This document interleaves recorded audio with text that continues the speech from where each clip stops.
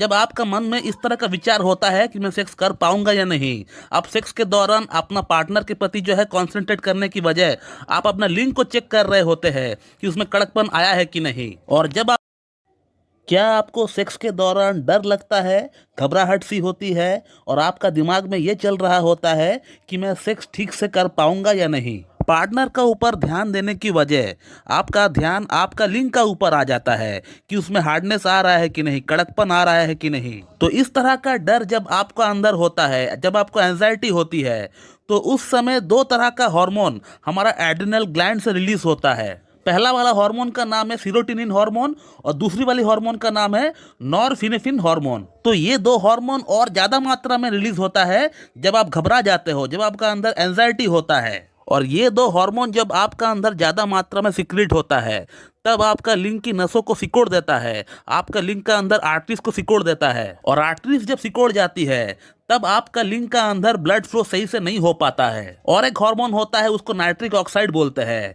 Nitric oxide जब release होता है तब आपका मन प्रसन्न होता है, आपको काम वासना करने की इच्छा होता है। और नाइट्रिक ऑक्साइड जब ज्यादा मात्रा में आपका अंदर रिलीज होता है तो उस समय आपका लिंग की नसें और जो आर्टरीज है वो खुल जाती है, वो एकदम पूरी तरह डायलेट हो जाती है। और लिंग का अंदर ज्यादा से ज्यादा मात्रा में खून लाने का काम ये नाइट्रिक ऑक्साइड जो हार्मोन है यही करती है। लेकिन ये जो दो हार्मोन है सीरोटोनिन और नॉरफिनेफ्रिन, ये तब ज्यादा मात्रा में रिलीज होता है जब आपका मन का अंदर घबराहट सी होती है, एंजाइटी होता है। और ये एंजाइटी कब होता है? जब आपका मन में इस तरह का विचार होता है कि मैं सेक्स कर पाऊंगा या नहीं। आप सेक्स के दौरान अपना पार्टनर के प्रति जो है कॉन्सेंट्रेट करने की बजाय आप अपना लिंग को चेक कर रहे होते हैं कि उसमें कड़कपन आया है कि नहीं। और जब आपका मन में इस तरह का विचार आना स्टार्ट हो जाता है तो उस समय आपका अंदर ये दो हार्मोन जो है रिलीज होना स्टार्ट हो जाता है, सीरोटोनिन और नॉरफिनेफ्रिन। ये सबसे ज्यादा मात्रा में तभी जो है रिलीज होता है। और यही दो हार्मोन है जो आपका लिंग की नसों को सिकोड़ देता है और संभोग के दौरान आपका इरेक्शन बार बार गिर जाता है।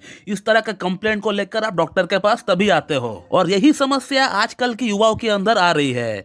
मेरे पास हर दिन ढेरों ऑनलाइन और ऑफलाइन पेशेंट कंसल्ट करने के लिए आते हैं। यही सेम समस्या 60 to 70% पेशेंट अपने साथ लेकर आते हैं। पेशेंट को मैं देखता हूँ बिल्कुल फिजिकली फिट एंड फाइन है, उनका अंदर कोई शारीरिक समस्या नहीं है। और इन पेशेंट का जो समस्या होता है वो उनका मानसिक लेवल से प्रॉब्लम होता है, उनका दिमाग से प्रॉब्लम होता है और इसी को हम लोग मानसिक नापुंसकता बोलते हैं। तो ये पेशेंट फिजिकली बिल्कुल फिट है, बिल्कुल फाइन होता है, सिर्फ इनका जो प्रॉब्लम होता है वो इनका दिमाग से होता है, मेंटल लेवल से होता है। तो इस तरह का मानसिक नापुंसकता को ठीक करने के लिए होम्योपैथी में ढेरों मेडिसिन अवेलेबल है। लेकिन आज इस वीडियो में मैं आपको दो होम्योपैथिक मेडिसिन का नाम बताऊंगा जिसका उपयोग करके आप जो है इस तरह का समस्या से निजात पा सकते हैं। और मानसिक नापुंसकता के कारण जो लिंग का अंदर कड़कपन की कमी होती है ये पूरी तरह इसी मेडिसिन से ठीक हो जाएगी। तो इस तरह का मानसिक नापुंसकता को ठीक करने के लिए जो पहला मेडिसिन है वो है अर्जेंटम नाइट्रिकम। आपको अर्जेंटम नाइट्रिकम को 6 पोटेंसी में लेकर आना है, 6 CH में आपको लेकर आना है। और उसका 2 बूंद आपको सुबह लेना है और 2 बूंद आपको शाम को लेना है। और अर्जेंटम नाइट्रिकम के साथ आपको और एक मेडिसिन का इस्तेमाल करना होगा, उसका नाम है बुफोराना।